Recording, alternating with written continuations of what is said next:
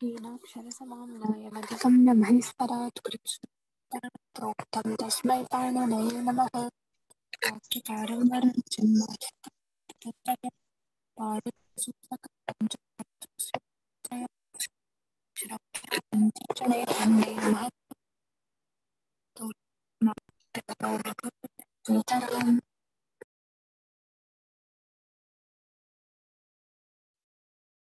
अस्माकं विषयः ग्रह वृ दृ निश्चिगमश्च इति वार्तिकं चलति।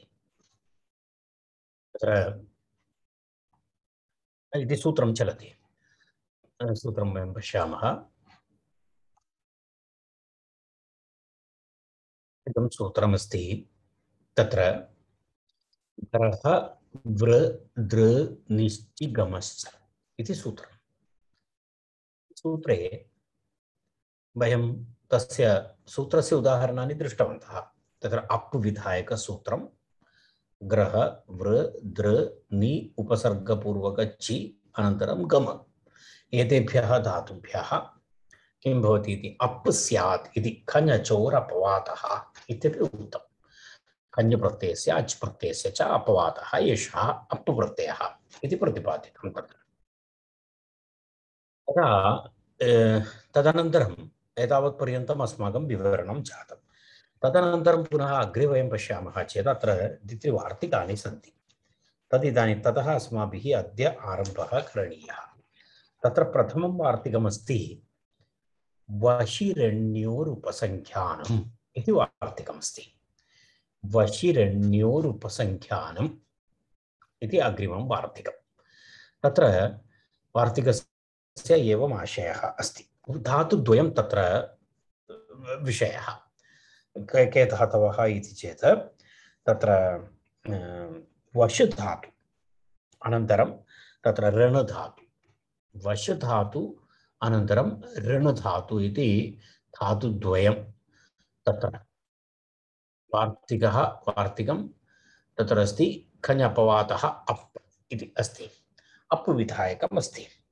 अप् प्रत्ययः भवति इति अस्ति। इत्युक्ते कर्तृभिन्ने कारके अनन्तरं भावार्थे च किं भवति ऋण धातु अनन्तरं वश धातु, वश धातोः ऋण धातोः अप् प्रत्ययः उपसंख्यानं करणीयम् इति उक्तम्। अर्थात् ततः अपि एवं भवति इति आशयः। यदा पूर्वं यदा उक्तम् अप् प्रत्ययः इति ग्रह वृ दृ निस्पूर्वक चि अनन्तरं गम इति एतेषां विषये पूर्वम् उक्तमासीत्। तद्वत् वश धातोः अनन्तरं ऋण धातोः अपि अयं प्रत्ययः भवति। अप् प्रत्ययः उपसंख्यानं कर्तव्यम्। अर्थात् तत्रापि भवति, तदपि योजनीयम् इत्यर्थः। तत्र इति वार्तिकस्य सामान्यः अर्थः। तदेव तत्र वश इति उक्तं। वश इत्युक्ते अत्र वशः इति तत्र अस्ति। वशः रणः इति उदाहरणद्वयं तत्र अस्ति। तत्र तस्मिन् प्रकरणे उदाहरणद्वयं तत्र दत्तमस्ति। वशः इत्यपि अस्ति, रणः इत्यपि अस्ति। तत्र वशः इत्युक्ते इच्छा इत्यर्थः। वशः इत्युक्ते इच्छा, इच्छार्थे वशः इति शब्दः प्रयुज्यते, तस्य प्रयोगः भवति। तर्हि तत्र वयं पश्यामः कथं भवति इति।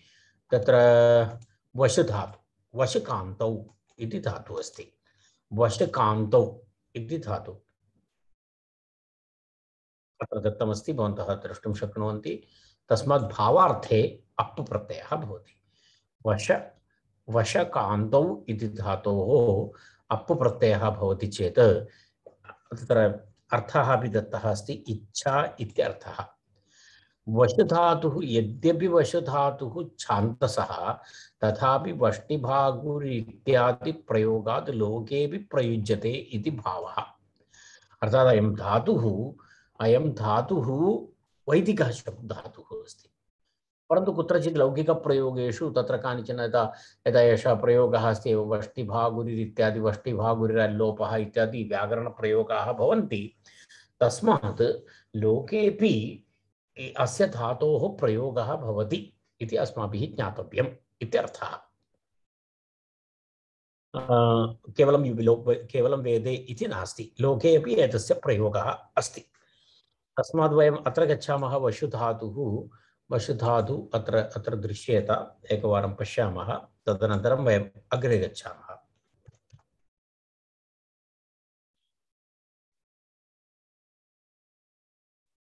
वशधातु अस्ति, वशकान्तौ इति धातुः अस्ति, पश्यतु। वष्टि उष्टः उशन्ति, वक्षि उष्टः उष्ठ, वश्मि उश्वः उष्मः इति सिद्धरूपं भवति तस्य। किञ्चित् विशिष्टमस्ति, तेन कारणेन दर्शितवान्। वष्टि उष्टः उशन्ति, वक्षि उष्टः उष्ठ, वश्मि उश्वः उष्मः इति सिद्धरूपं भवति तस्य। एवं तस्य प्रयोगः। एतत् किञ्चित् भवन्तः ध्यानेन एतत् पश्यन्तु। कारणम् एतत् किञ्चित् इतः पूर्वं वयम् एषः धातुः अस्माकं चर्चायां न आगतः, तेन किञ्चित् एतस्य द्रष्टव्यमस्ति।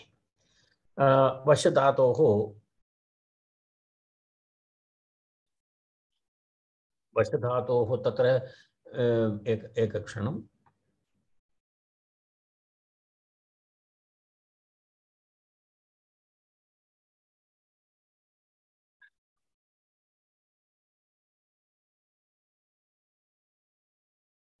अर्थार्थं व अनन्तरं श, वश इति अस्ति। अत्र चर्चार्थं कोऽपि विषयः नवीनः नास्ति, कारणं तत्र अप्प्रत्ययः अ इति अवशिष्यते, ततः वश इति रूपं भवति, इति प्रातिपदिकं भवति। वश इति प्रातिपदिकं भवति, सुप्रत्ययरुक्तविसर्गे वशः इति रूपं भवति, वशः इति भवति, इच्छा इत्यर्थः। एवमेव रणः इति शब्दः अस्ति। रणः इति शब्दः अस्ति, पश्यतु। रणन्ति शब्दायन्ते अस्मिन् इति रणसङ्ग्रामः। रणसङ्ग्रामः, युद्धे यद् शब्दं भवति सः शब्दः रणः इति। रणः वस्तुतः सङ्ग्रामः, युद्धमित्येव अर्थः। कारणं किमर्थं तत्र रणः इति सङ्ग्रामः इत्यर्थः प्राप्तः, युद्ध इत्यर्थः प्राप्तः इत्युक्ते युद्धे कोलाहलः भवति। रणन्ति रणन्ति रणन्ति इत्युक्ते शब्दायन्ते, शब्दायन्ते अस्मिन्, शब्दायन्ते अस्मिन् इति रणः, रणन्ति अस्मिन् इति रणः, सङ्ग्रामः इत्यर्थः, युद्धम् इत्यर्थः। तत्र कोलाहलः भवति, शब्दः भवति इति अर्थे तत्र रूढि रणः इति सङ्ग्रामः इति। रणधातु, रणधातोः अयं शब्दः निष्पन्नः। रणशब्दे इति धातुः अस्ति। इदम् एषः धातुरपि पूर्वचर्चितः धातुः नास्ति। एवं भवति रणशब्दे इति धातुः, पश्यतु, एवं रूपं भवति। रणति रणतः रणन्ति, रणसि रणथः रणथ, रणामि रणावः रणामः इति सिद्धरूपं। रणति शब्दं करोति, रणशब्दे इति धातुः अस्ति, भुवादिप्रकरणे अस्ति, अकर्मकधातु परस्मैपदी, रणति रणतः रणन्ति इति। तर्हि रणः इत्युक्ते युद्धम् इत्यर्थः, सङ्ग्रामः। किमर्थं रणः इत्यस्य सङ्ग्रामः इत्यर्थः? रणन्ति अस्मिन् इत्यनेन। रणन्ति इत्युक्ते कः अर्थः? शब्दायति इत्यर्थः। तत्र तदेव अत्र दत्तमस्ति बालमनोरमायां। रणन्ति शब्दायन्ते, रणन्ति इत्युक्ते शब्दायन्ते, शब्दायन्ते अस्मिन् इति रणः सङ्ग्रामः इति तस्य अर्थः। एवं रणधातोः अप्प्रत्ययः, अप्प्रत्यये वशिरण्योरुपसङ्ख्यानम् इति वार्तिकेन, वशिरण्योरुपसङ्ख्यानम् इति वार्तिकेन तत्र किं भवति? प्रत्ययः भवति, अप्रत्ययः भवति। अप्रत्ययः भवति चेत् तत्र किं भवति? रणः इति रूपं भवति। यथा वशः इव अत्र रणः इति भवति। एकक्षणम्,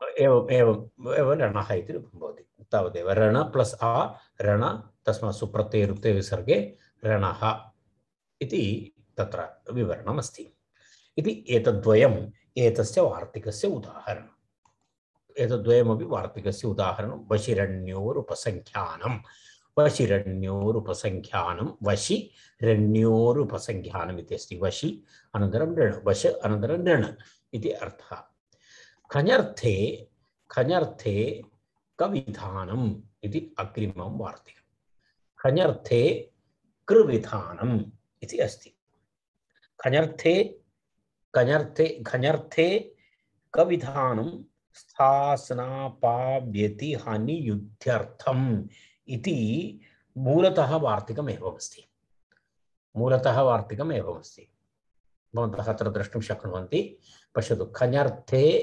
कविधानम् इति वार्तिकं तत्पूर्णं नास्ति तत्र वस्तुतः भाष्ये पूर्णं वार्तिकम् एवमस्ति तदनन्तरं स्था स्ना पाव्यति अनियुध्यर्थम् इति वार्तिकशेषः भाष्ये पठितः पूर्णवार्तिकम् एवमस्ति पूर्णवार्तिकम् एवम् आरभते खञर्थे कविधानं स्था स्ना पाव्यति अनियुध्यर्थम् इति पूर्णतः एवमस्ति अर्थात् पूर्णं वार्तिकम् एतावदस्ति परन्तु तत्र एतावदेव तत्र दत्तमस्ति सिद्धान्तकौमुद्याम् एतावदेव दत्तमस्ति मूलतः वार्तिकम् एतावदस्ति इति अस्माभिः तत्र अवगन्तव्यं मूलतः वार्तिकम् एतदपि योजनीयं स्थास्नापाव्यतिहानियुध्यर्थम् इत्यपि योजनीयं तत्र वार्तिकशेषः भाष्ये पठितः तत्र एवमस्ति भाष्ये पठितः इति अस्ति तत्र वयं पश्यामः तस्य कः अर्थः खञ्यप्रत्ययः यत्र भवितुमर्हति यस्मिन् अर्थे खञ्यप्रत्ययः भवति तस्मिन् अर्थे कप् प्रत्ययविधानं भवति इत्यर्थः कुत्र कुतः तर्हि तदर्थमेव एते धातवः दत्ताः सन्ति के धातवः स्था स्ना पा व्यथ हन युध इति धातवः तत्र अस्ति के धातवः स्था स्ना पा व्यथ अनन्तरं पुनः हन अनन्तरं पुनः युध एते धातवः तत्र दत्ताः सन्ति एतेभ्यः धातुभ्यः खञ्यर्थे कप् प्रत्ययः भवति इति वार्तिकस्य अर्थः एतेभ्यः धातुभ्यः स्था स्ना पा व्यथ हन युध एतेभ्यः धातुभ्यः खञर्थे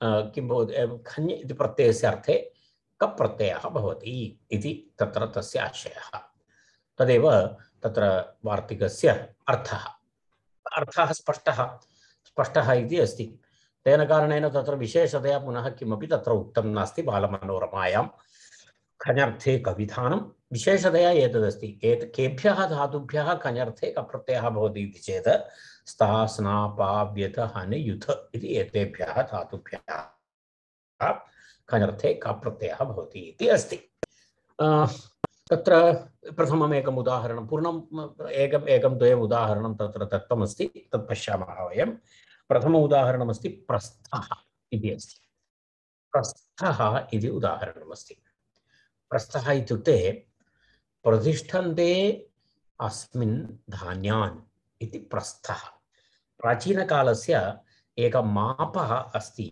प्रस्थः प्राचीनकाले यदा द्रोणी इत्यादि शब्दाः भवन्ति खलु तादृश कश्चन शब्दः अस्ति यदा प्रस्थः इति एकः शब्दः मानविशेषशब्दः मापनविशेषः शब्दः अस्ति इति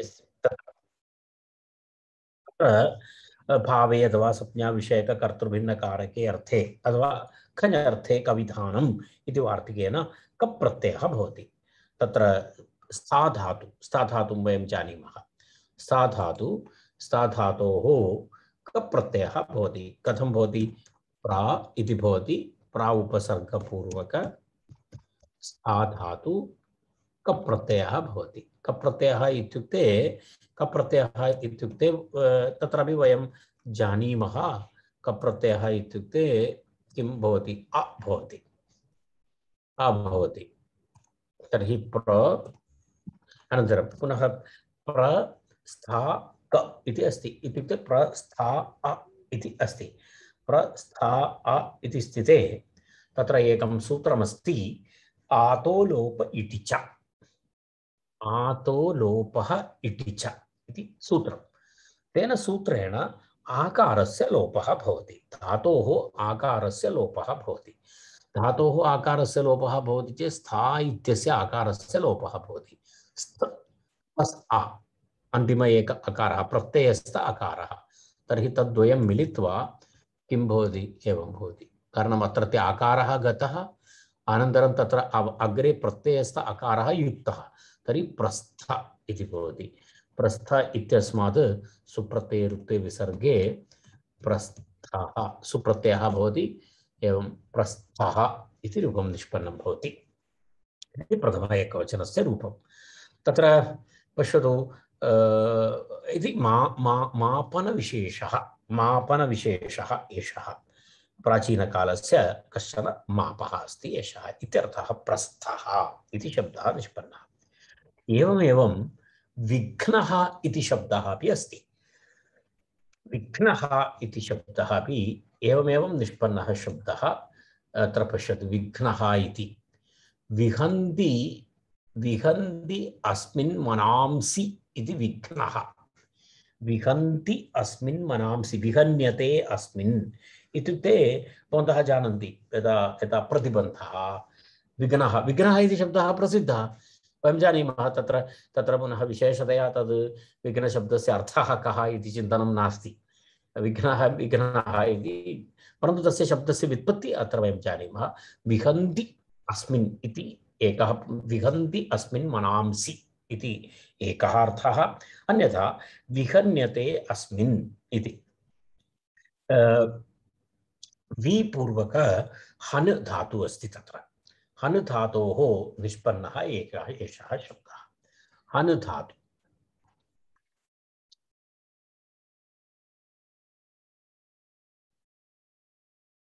वि उपसर्गपूर्वक हन् धातुः अस्ति।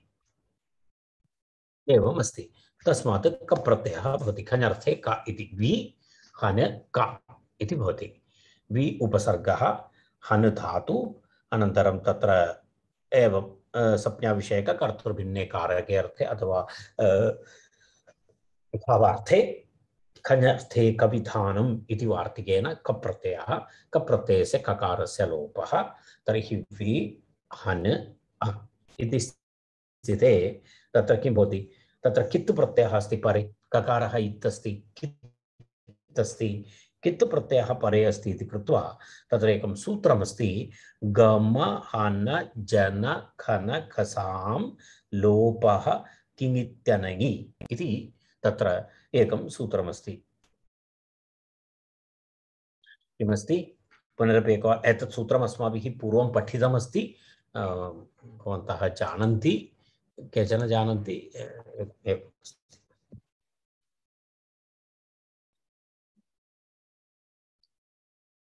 एतत् सूत्रमस्ति, भवन्तः पश्यन्तु। गम हन जन खन खसां लोपः किङिति अनङि इति अस्ति। उपधायाः लोपः भवति। गम हन जन खन खसां उपधायाः इत् ङित् अचि लोपः अनङि इति।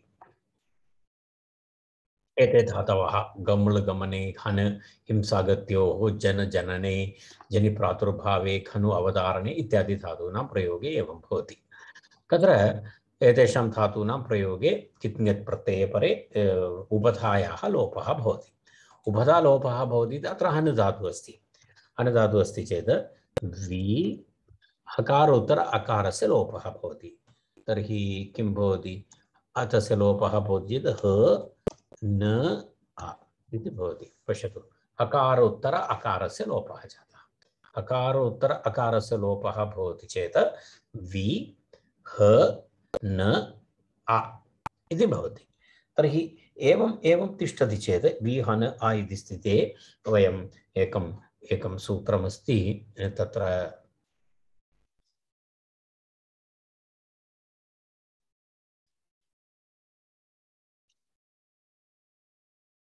पश्यतु इदं सूत्रमस्ति हलन्तप्रकरणे आगतमस्ति हो हन्तेर्निणिन्नेषु इति सूत्रम् हकारः हन्तेः ञिणित्तनेषु इति हन्तेः हङ्कस्य हकारस्य कुत्वं भवति ञित् णित् नेषु इति तत्र हन् धातु अङ्कस्य हकारस्य कुत्वं भवति ञित् प्रत्यये परे णित् प्रत्यये परे नकारे च परे नकारे परे इति अत्र पश्यतु इदम् उदाहरणम् अत्र हकारः नकारः परे अस्ति तर्हि किं भवति हकारस्य कुत्वं भवति हकारस्य कुत्वं भवति चेत् हकारस्य कुत्वं भवति चेत् तस्य स्वरस्य विशेषतानुसारं कवर्गे घकारः भवति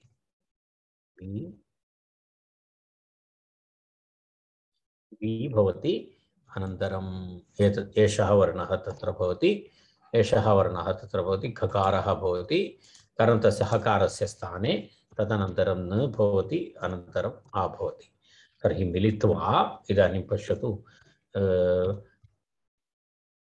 विघ्न इति शब्दः भवति इति प्रातिपदिकं भवति तस्मात् प्रथमा एकवचने सुप्रत्यये तस्य रुत्वे विसर्गे विघ्नः इति रूपं भवति विघ्नः इति शब्दस्य व्युत्पत्ति एवमस्ति वि हन् अ अनन्तरं तत्र वि ह न अ विघ्न इति तस्य अर्थः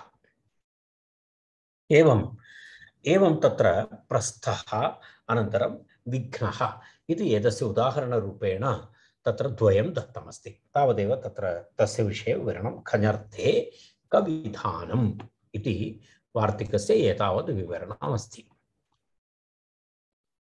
तदनन्तरं पुनरपि एकं वार्तिकमस्ति द्वित्वप्रकरणे के कृञादीनाम् इति वक्तव्यम् इति द्वित्वप्रकरणे के कृञादीनाम् इति वक्तव्यम् इति तत्र वार्तिकस्य अर्थः इत्युक्ते तत्र कप्रत्यये परे कृ आदि धातोः द्वित्वं भवति इति तस्य अर्थः द्वित्वप्रकरणे के परे अर्थात कप्रत्यये परे तत्र कृञादीनां द्वित्वप्रकरणे वक्तव्यम् इति पश्यतु अत्र द्वित्वप्रकरणे इति अस्ति पूर्वमेतस्ति तत्सर्वम् अस्माभिः चर्चितमस्ति यदा आयुध्यते अनेन इति आयुधम् इत्यपि एकम् उदाहरणं बालमनोरमायां पूर्वविषये दत्तमस्ति तत्र पश्यतु आयुध्यते अनेन इति आयुधं युद्धधातोः उदाहरणमस्ति आ इति उपसर्गपूर्वक युद्धधातु अस्ति आ इति उपसर्गपूर्वक युद्धधातु तत्र युद्धधातोः अरे भवन्तः नोटेशन् न कुर्वन्तु भो कृपया कोऽपि बहु अनोटेशन्स् करोति कृपया भवन्तः अनोटेशन्स् न कुर्वन्तु तत् रेकार्डिङ्ग् मध्ये समस्या भवति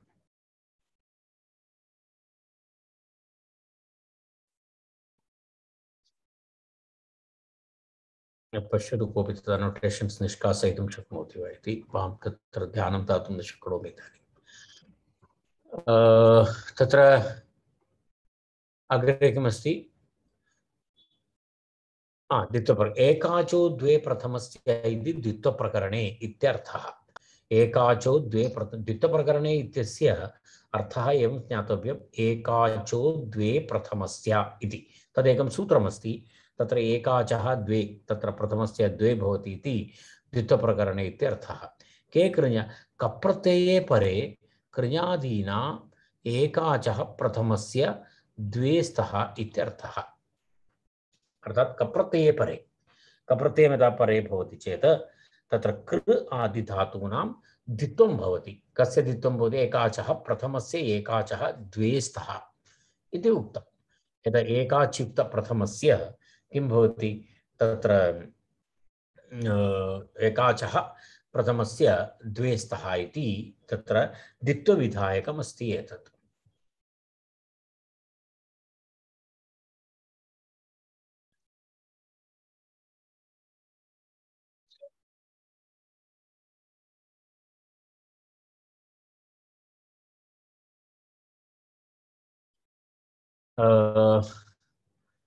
के कृञादीनाम् इति कप्रत्यये परे कृञादीनाम् एकाचः प्रथमस्य द्वे स्तः इत्यर्थः।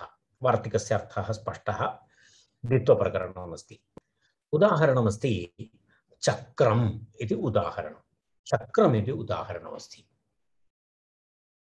चक्रम् इति उदाहरणे कथं चक्रम् इति शब्दः इति वयं पश्यामः। क्रियते चक्रम् इति एकः आयुधविशेषः अस्ति खलु। यदा भगवतः विष्णोः आयुधविशेषः अस्ति चक्रम् इति, शब्दः अत्र उद्दिष्टः अस्ति। क्रियते शत्रुवधः अनेन, क्रियते शत्रुवधः अनेन इत्यर्थे चक्रम् इति शब्दः व्युत्पद्यते। क्रियते शत्रुवधः अनेन इत्यर्थे तत्र चक्रम् इति शब्दः व्युत्पद्यते। तत्र पश्यतु, आसना इत्यस्य उपलक्षणत्वात् कृञः कः। तत्र पूर्वं यदा उक्तं खलु स्थासना इत्यादिकम् उक्तमस्ति, तेन कारणेन तत्र एतद् अवगन्तव्यम् इति उपलक्षणत्वात् कृञः क इति, अर्थात् कृञधातोः कप्रत्ययः भवति इति तदस्माभिः ज्ञातव्यम् इति अर्थः। तत्र एवमस्ति, प्रक्रियां वयं पश्यामः। एतस्य शब्दस्य अर्थः स्पष्टः। किं शब्दस्य अर्थः अस्ति, तत्र क्रियते शत्रुवधः अनेन, क्रियते शत्रुवधः अनेन इत्यर्थे पश्यतु, क्रियते शत्रुवधः अनेन इत्यर्थे तत्र चक्रम् इति तत्र तस्य कथं व्युत्पत्तिः भवति इति पश्यामः। मूलतः धातु अस्ति कृ धातु, एकाच् अस्ति। मूलतः धातु कृ धातु, कृ धातु, कृ धातोः कप् प्रत्ययः। कृ धातु अस्ति, कृ धातोः खञर्थे कविधानं, खञर्थे कवितानं, कविधानम् इति वार्तिकेन तत्र खञर्थे कविधानम् इति तत्र सूत्रेण कप् प्रत्ययः। कप् प्रत्ययानन्तरं तत्र किं भवति, कप् प्रत्ययः अनन्तरं अकारः, तस्य ककारस्य लोपे अकारः कृ आ इति भवति। कृ आ इत्युक्ते कृ आ इति स्थिते द्वित्वप्रकरणे के कृञादीनाम् इति वक्तव्यम् इति वार्तिकेन धातोः द्वित्वम्, धातोः द्वित्वम्। अनन्तरं तत्र अनन्तरम् अन्य यदि द्वित्वं भवति चेत् तत्सम्बन्धी अन्यकार्याणि अपि भवति। अन्यकार्याणि कानि इत्युक्ते तत्र उरत् इति भवति, उरत् इति गुणः भवति। तत्र किं भवति, क इति भवति, तत्र उरत् इति उहो अत् इति, तत्र कर् अनन्तरं कृ अनन्तरम् आ इति भवति। कर इति हलादिशेषः, हलादिशेषः इति का भवति, प्रथम हल् एतत् अवशिष्यते, का पुनः कृ अनन्तरम् आ, का कृ आ इति भवति। का कृ इति भवति चेत् तत्र अभ्यासककारस्य, अभ्यासः इति पूर्वाभ्यासः, ककारः, पूर्वककारस्य किं भवति, चुत्वं भवति। पूर्वककारस्य चुत्वं भवति चेत् किं भवति, च कृ आ इति भवति, च कृ आ इति भवति। च कृ आ इति भवति चेत् तत्र गुणनिषेधः भवति। च कृ आ इति कित् अस्ति खलु, कित् अस्ति इति कृत्वा कित् किङ् इति च इति सूत्रेण गुणनिषेधः भवति। गुणनिषेधः भवति चेत् ऋकारस्य इको यणचि इति सूत्रेण यणादेशः भवति। ऋकारस्य यणादेशे च क्र इति भवति, चक्र इति भवति। कृ इत्यस्य ऋकारस्य स्थाने रेफः, चक्र चक्र इति भवति। चक्र इति भवति चेत् तस्मात् सुप्रत्ययः प्रथम एकवचनं, सुप्रत्यये चक्रम इति नपुंसकलिंगे अमादेशे अमादेशः भवति सुप्रत्ययः सुप्रत्ययस्य अमादेशे चक्रम इति रूपं भवति। तर्हि एवं तस्य तस्य प्रक्रिया अस्ति। कृ धातोः कथं चक्रम इति रूपं कथं सिद्ध्यति इति एवं चक्रम इति शब्दस्य व्युत्पत्ति भवति। तत्र कृ कृ आ कर कृ आ का कृ आ च कृ आ चक्र सुप्रत्यय अमादेशे पूर्वरूपे चक्रम इति तत्र रूपं भवति। इति एकम् उदाहरणं तत्र अस्ति। कृ धातोः विषये वयं दृष्टवन्तः। तत्र द्वित्राणि उदाहरणानि दत्तानि सन्ति एतस्मिन् प्रकरणे। किं किम् इति वयं पश्यामः। तत्र अपरमेकमस्ति चिक्लिदम् इति एकम् उदाहरणं। चिक्लिदम् इति अतिशयेन क्लेदः भवति इत्यर्थे चिक्लिदम् इति अस्ति। क्लुदु आर्द्रीभावी इति धातुः अस्ति। तस्मात् अयं शब्दः निष्पन्नः। क्लिदु आर्द्रीभावी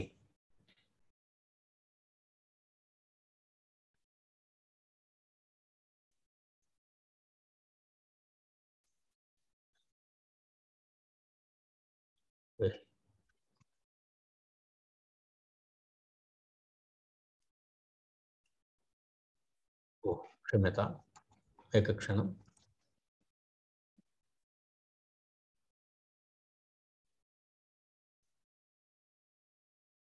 एतत् पश्यतु।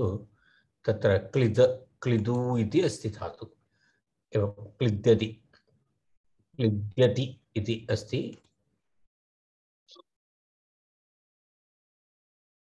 क्लिद्यति क्लिद्यतः क्लिद्यन्ति क्लिद्यसि क्लिद्यतः क्लिद्यतः क्लिद्यामि क्लिद्यावः क्लिद्यामः इति तस्य प्रयोगः एवं सिद्धरूपं भवति। क्लिद्यति क्लिद्यतः इति तत्र आर्द्रीभावे इत्यर्थः। अतिशयेन क्लिद्यते इति तत्र चिक्लिदम् इति शब्दः। अतिशयेन क्लिद्यते इति चिक्लिदम् इति शब्दः भवति। अयम् अत्रापि एवमेवं किं रूपसिद्धिः भवति पश्यामः वयं।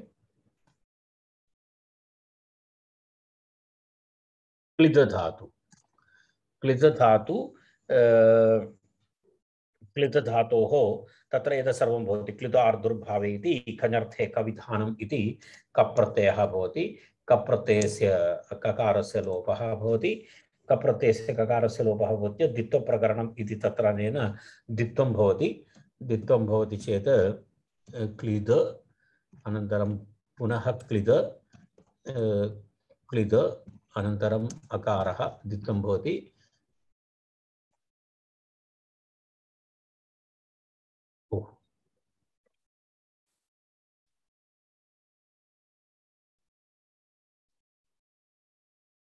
एवं भवति। क्लिद आ इति भवति।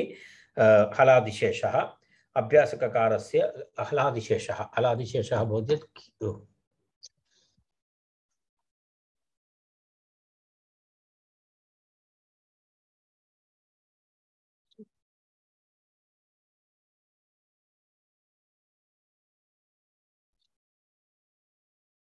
हलादिशेषे कथं भवति?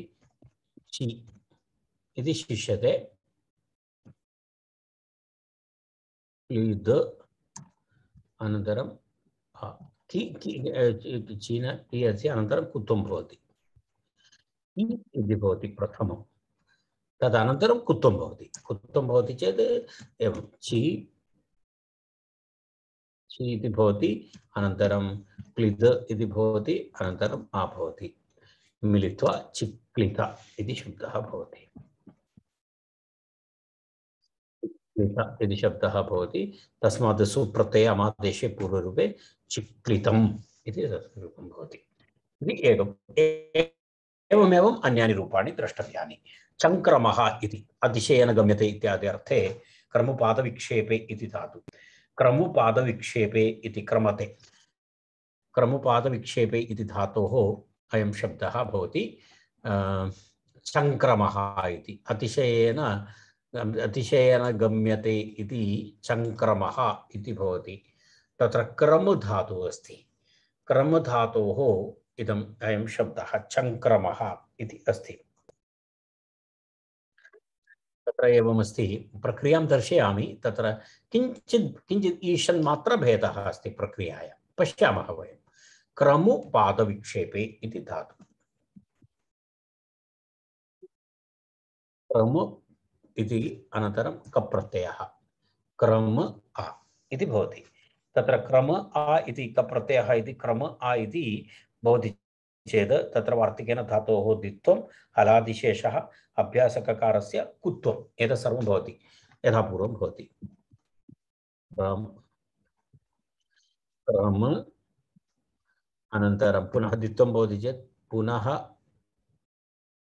क्रम अनन्तरं आ हलादिशेषः भवति। हलादिशेषः भवति चेत् तत्र इदानीं हलादिशेषः भवति चेत् क इति अवशिष्येत, केवलम् एकः हल् भवति, एकः हल् भवति। तर्हि क क्रम आ इति हलादिशेषः भवति। तत्र कुत्वं तत्र चुत्वं भवति, चुत्वं भवति चेत् क चकारः भवति, क क्र क्रम इति भवति, आ भवति। एवम् एतावत्पर्यन्तम् एवमेव आगतं, च क्रम आ इति अभवत् इति। तत्र एकमस्ति नुगतो अनुनासिकान्तस्य इति एकं सूत्रमस्ति।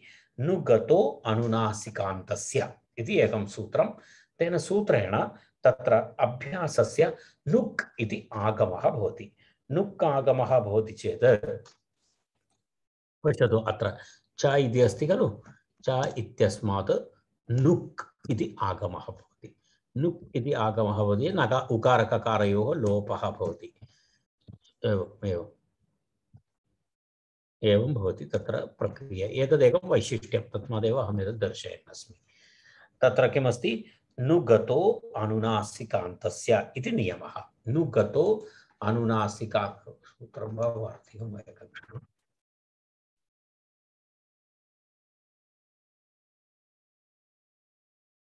एतदस्ति सूत्रम्, एतत् पश्यतु एकवारं। नुगतो नुकतो अनुनासिकान्तस्य इति अस्ति, अर्थात् नुक् अतः अनुनासिकान्तस्य इति पदच्छेदः। एतत् सूत्रम्। एतेन सूत्रेण अनुनासिकान्तस्य अङ्गस्य यः अभ्यासः तस्य कारान्तस्य नुकागमः भवति इति तत्र अस्ति। तर्हि तदाधारेण अत्र नुक् इति आगमः भवति। नुक् आगमः भवति चेत् एवं रूपं भवति, च न क्रम अ इति भवति। तस्य पुनः अनुस्वारः भवति। अनुस्वारः भवति चेत् तत्र अनुस्वारः भवति चेत् नकारस्य अनुस्वारः भवति। तत्र एतत् सर्वं सन्धिसूत्राणि भवन्तः जानन्ति, क्रम अ इति भवति। अनुस्वारस्य पुनः परसवर्णः भवति, अनुस्वारस्य परसवर्णः इति। अनन्तरम् अनुस्वारस्य तत्र परसवर्णः भवति चेत् तत्र एवं भवति, चङ् इति। चङ् अनुस्वारस्य परसवर्णः, अनन्तरं चङ्क्रम, चङ्क्रम इति भवति। चङ्क्रमशब्दः भवति। इदानीम् एवं प्रातिपदिकं भवति।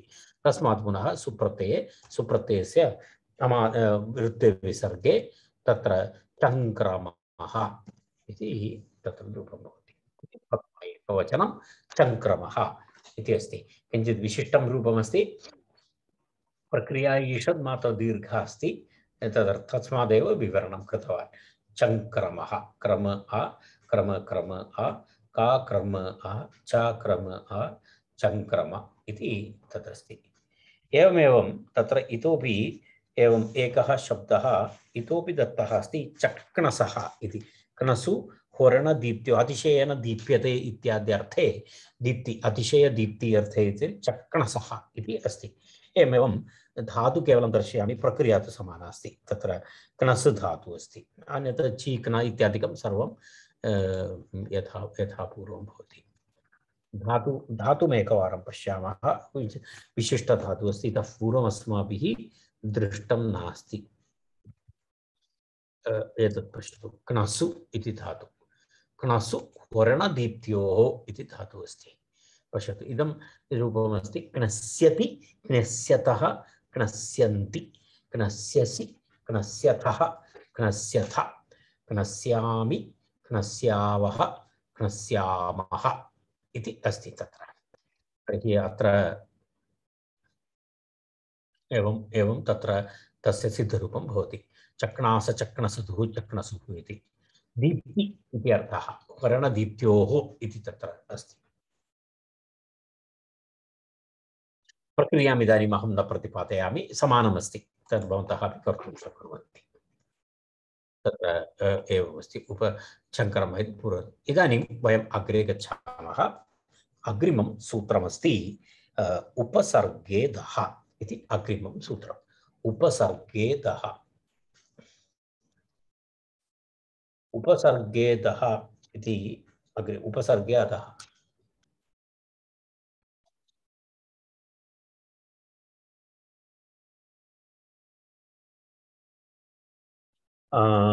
उपसर्गे इति उपसर्गे अधः इति द्विपदं सूत्रम्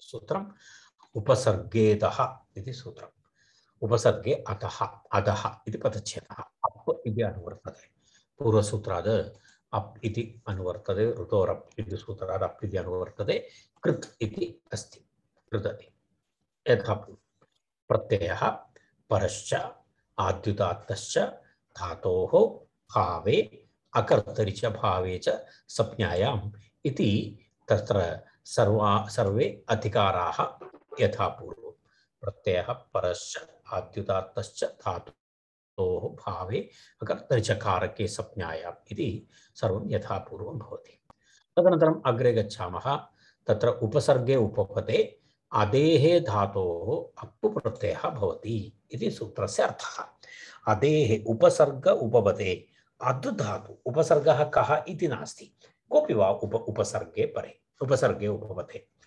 कोऽपि यदा तत्र एवम् एतस्मिन् उपपदे एतस्मिन् उपसर्गे उपपदे इति विवक्षा नास्ति तत्र कोऽपि वा भवतु उपसर्गः वि वा भवतु वरि वा भवतु कोऽपि वा भवतु तत्र उपसर्गे उपपदे अद् धातोः अप् प्रत्ययः भवति इति सूत्रस्य अर्थः अद् धातु अधभक्षणे अद् धातु अधभक्षणे इति वयं जानीमः तत्र अधभक्षणे इति धातोः विषयः एषः कस्मिन्नपि उपपदे इत्युक्तम् अप् प्रत्ययः भवति इत्यपि उक्तम् तत्र एतावदेव अस्ति तस्य सूत्रस्य विषये उपसर्गेदः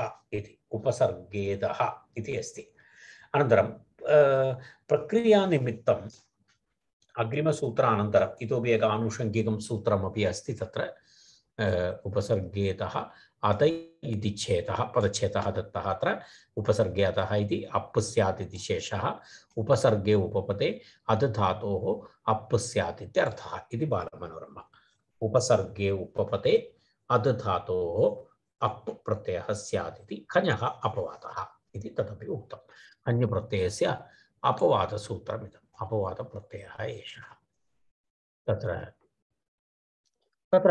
एतावदुक्त्वा आचार्यः एकम् आनुषङ्गिकं सूत्रं तत्र उपस्थापयति खञपोश्च इति द्वितीय अध्यायस्य चतुर्थपादस्य सूत्रमस्ति तत्र प्रकरणं भिन्नमस्ति भिन्नप्रकरणमस्ति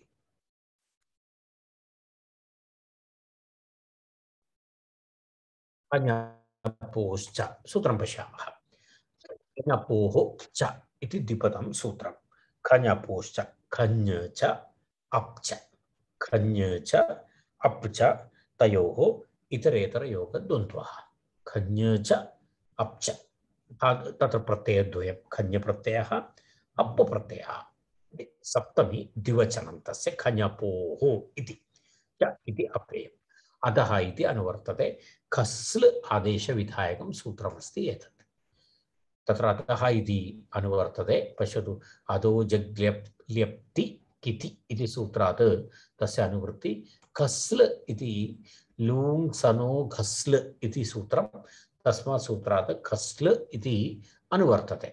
लुङ् सनोर् घस्ल इति सूत्रमस्ति। तस्मात् सूत्रात् खस्ल इति अर्थः। अर्थात् तस्य आशयः कः अस्ति? खञ्जप्रत्यये परे अप्पु प्रत्यये परे अतोः खस्ल इति आदेशः भवति। खासः इत्यादिकम् उदाहरणमस्ति।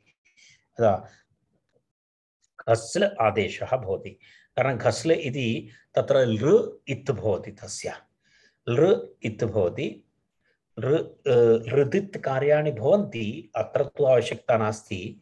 तत्र लृ गच्छति चेत् खस् इति अवशिष्येत तत्र अनुबन्धलोपे।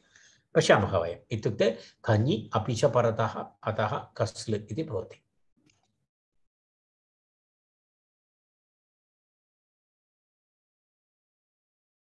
पश्यतु, तत्र एवमस्ति। प्र इति उपसर्गः, प्र इति उपसर्गपूर्वक अद् धातु, अद् धातोः अप्पु प्रत्ययः। तत्पूर्वमुक्तम् उपसर्गेतः इति सूत्रेण, उपसर्गेतः इति सूत्रेण अप्पु प्रत्ययः भवति। अप्पु प्रत्ययः भवति चेत् प्र अद् अ इति तिष्ठति। तेन किं भवति? अप्पु प्रत्ययः परे अस्ति, तस्मात् खञपोश्च इति सूत्रम् इदानीम् अस्माभिः पठितं सूत्रं। खञपोश्च इति सूत्रेण तत्र अद् इत्यस्य स्थाने खस्ल इति भवति। खस्ल भवति चेत्, तत्र खस्ल इति भवति चेत् लृकारस्य लोपः भवति। तर्हि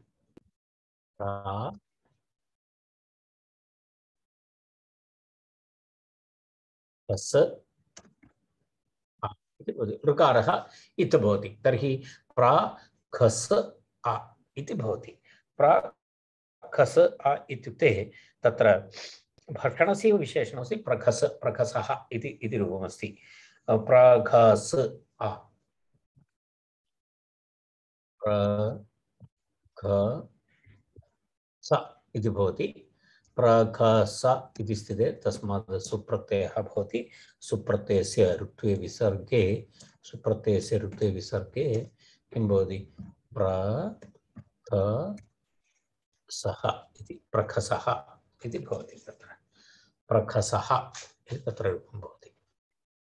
एकम् उदाहरणम्। एवमेव अन्यानि उदाहरणानि सन्ति। विघसः इति, वि उपसर्गपूर्वक अत् धातोः एवं भवति चेत् विघसः इति रूपं भवति। तत्र प्रश्नः अस्ति, तत्र उपसर्गे किम् इति एकदलप्रयोजनम् अस्ति। उपसर्गे किम् इति अस्ति अत्र सूत्रे। अस्य सूत्रस्य दलप्रयोजनम् अस्ति। तत् उपसर्गे किमिति मिलित्वा आगतम् इति कृत्वा आनुषङ्गिकं सूत्रं तत्र उक्तम् इति कृत्वा तत्र अत्र दत्तमस्ति। उपसर्गे किमिति पूर्वसूत्रस्य दलप्रयोजनमस्ति। उपसर्गेदः इति सूत्रस्य दलप्रयोजनमस्ति। यदि उपसर्गः नास्ति चेत् रूपे भेदः भवति।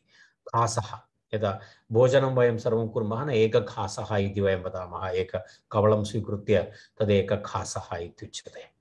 तर्हि तत्र खासः इति प्रयोगः भवति। तत्र खासः इति शब्दः अपि मूलतः तत्र किं भवति? खासः इत्यत्र खञ्जुप्रत्ययः भवति।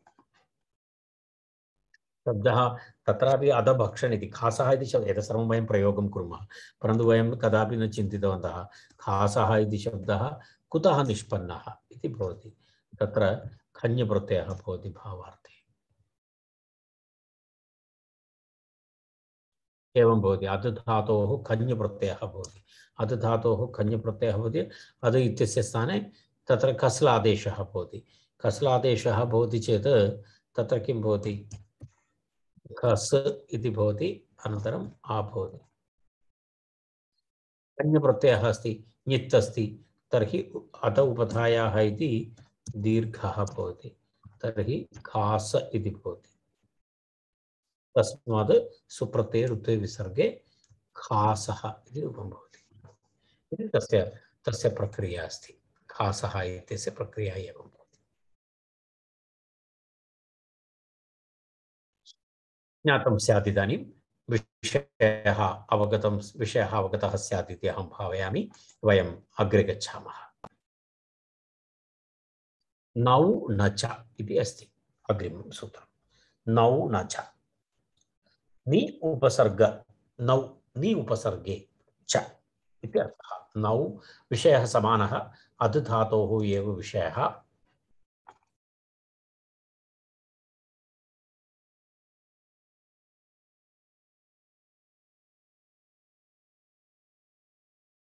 नौ न च नौ सप्तमी एकवचनं न इति नि उपसर्गे परे इत्यर्थः निशब्दे उपपदे अद् इति पूर्वसूत्रात् अनुवर्तते अप् इति अनुवर्तते कृत् इति अनुवर्तते यथा पूर्वं तत्र अद् धातोः एव विषयः नौ नि शब्दे नि इति उपपदे अदेः धातोः न प्रत्ययः भवति चकारात् अप् च तत्र तत्र रूपद्वयं किं किमस्ति नि उपपदे नि उपपदे अदेः धातोः अद् धातोः न प्रत्ययः भवति इति एकं विधानं चकारग्रहणेन सूत्रे नौ नौ न च इति चकारग्रहणेन तत्र किमपि भवति अप् च भवति इति अस्ति अप् च भवति निशब्दे उपपदे अदेः धातोः न प्रत्ययः भवति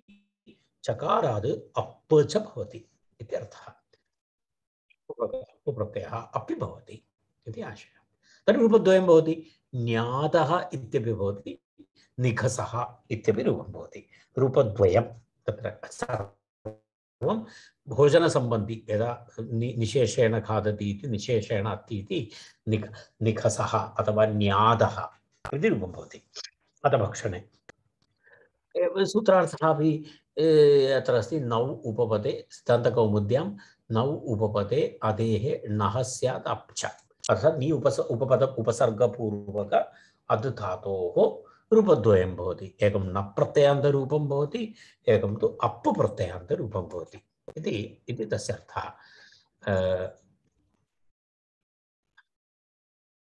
प्रत्ययः एवमस्ति नि इति भवति प्रथमम् एकं पश्यामः प्रथमम् अप् प्रत्ययान्तं पश्यामः अप् प्रत्ययान्तं पश्यामः निखसः तस्य कृते तत्र सरलमस्ति कारणं तत्र यदा प्रा इत्यस्य स्थाने तत्र नि करोति चेत् तत्र एतेन सूत्रेण अप् प्रत्ययः भवति तेन सूत्रेण नौ न च इति सूत्रेण अप् प्रत्ययः नि अद् आ अनन्तरं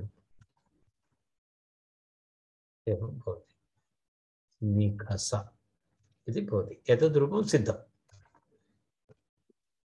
एतद् भवति इदानीं द्वितीयमस्ति निखसः इति एकं रूपं सिद्धमस्ति इदानीं वयं पश्यामः नि उपसर्गपूर्वक अद् धातोः तत्र न प्रत्ययः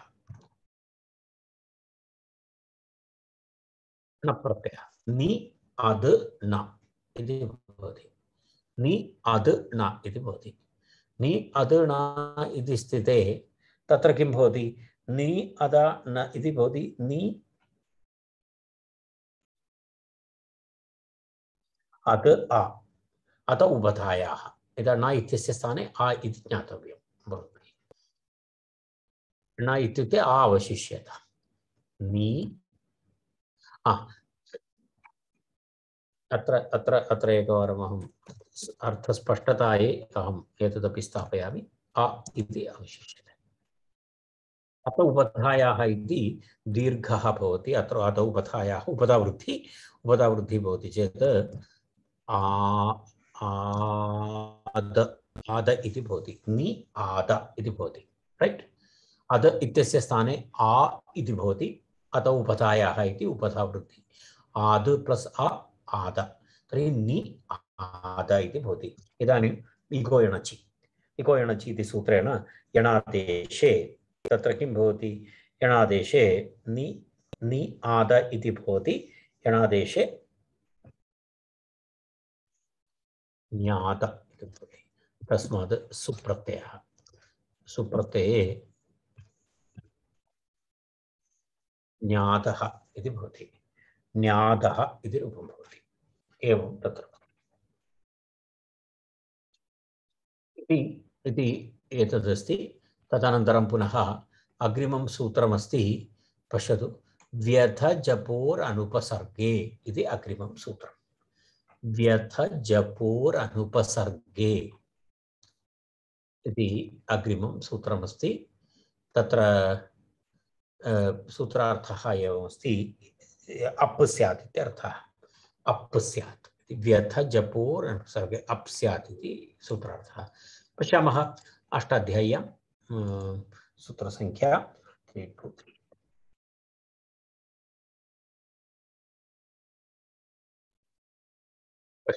व्यथ व्यथ जपोः इति अस्ति। व्यथश्च जप च, व्यथश्च जप च, व्यथ जप, व्यथ जपौ इति भवति इतरेतरयोगं कृत्वा। व्यथ जपौ, व्यथ जपौ इति अस्ति।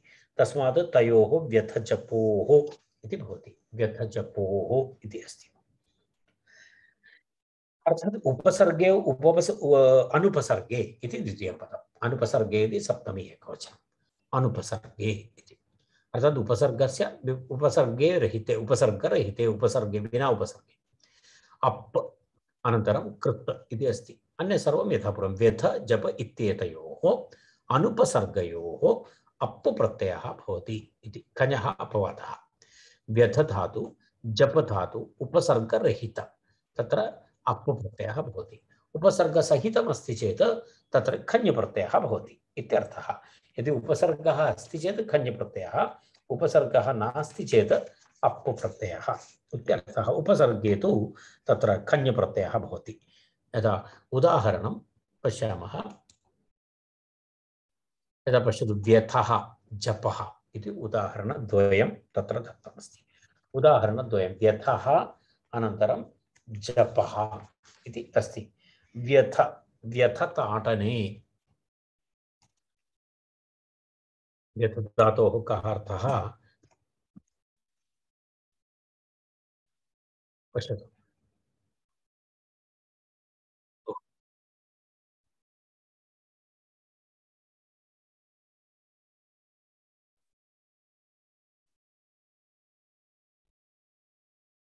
एकक्षणं भवति। एतदस्ति व्यथ विद्यति, विद्यतः, विद्यन्ति, विद्यसि, विद्यतः, विद्यथ, विद्यामि, विद्यावः, विद्यामः इति व्यथ धातु। व्यथ धातोः यदि अप् प्रत्ययः भवति चेत् व्यथ आ व्यथ इति रूपं भवति। एवमेवं जप धातु, जप व्यक्तायां वाचि मानसे च, जप व्यक्तायां वाचि मानसे च इति तत्र पश्यतु। एतदस्ति। इदं तत्र जपति जपतः जपन्ति, जपसि जपथः, जपथ जपामि जपावः जपामः। तर्हि जप धातोः जपः जपः इति रूपं भवति। जपन् जपति जपः इति रूपं भवति। तत्र अनेन सूत्रेण अप् प्रत्ययः भवति। यदि उपसर्गः भवति चेत् खञ् प्रत्ययः भवति। खञ् प्रत्ययः भवति चेत् किञ्चित् तत्र उपधा दीर्घः, उपधायाः वृद्धिः भवति, तावदेव। यदि आ उपसर्गः अस्ति चेत् अव्याधः। तत्र पश्यतु, उपजापः मन्त्रभेदः इत्युच्यते। उपजापः इति प्रयोगः। तत्र उपसर्गः अस्ति चेत् खञ् प्रत्ययः, खञ् प्रत्ययः भवति चेत् जप धातोः अत उपधायाः इति वृद्धिः भवति। एवम् उपजापः इति भवति। एवं तस्य प्रत्युदाहरणानि। उपसर्गे तु आव्याधः अनन्तरम् उपजापः इति रूपद्वयं, तत्र शब्दद्वयं रूपद्वयं तत्र एतस्य कृते प्रत्युदाहरणरूपेण अत्र दत्तमस्ति। एवं व्यथः जपः, उपसर्गे तु आव्याधः अनन्तरम् उपजापः इति। एवं वयम् अद्य अत्र तिष्ठामः। शान्तिमन्त्रेण अलङ्कुर्मः। सर्वे सर्वे सन्तु निरामयाः, सर्वे भद्राणि पश्यन्तु, मा कश्चित् दुःखभाग् भवेत्। ॐ शान्तिः शान्तिः।